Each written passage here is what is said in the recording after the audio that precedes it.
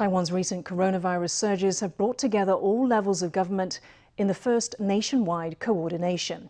During an inaugural online meeting, central and local officials hashed out a plan for establishing more COVID testing sites across the country.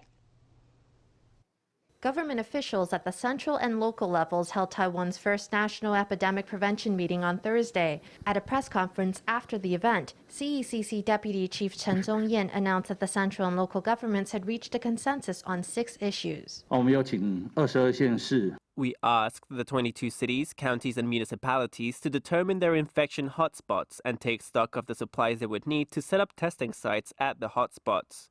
They will report back to the CECC, and the CECC will make an evaluation and offer assistance.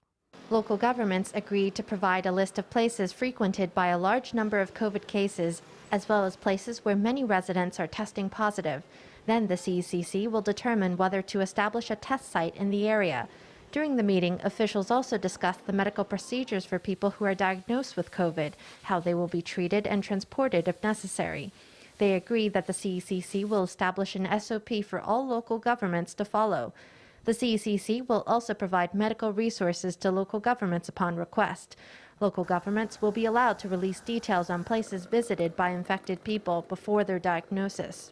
During the collection of that information, local and central governments will work together whenever necessary. During the meeting, a consensus was also reached that medical staff will get vaccination priority.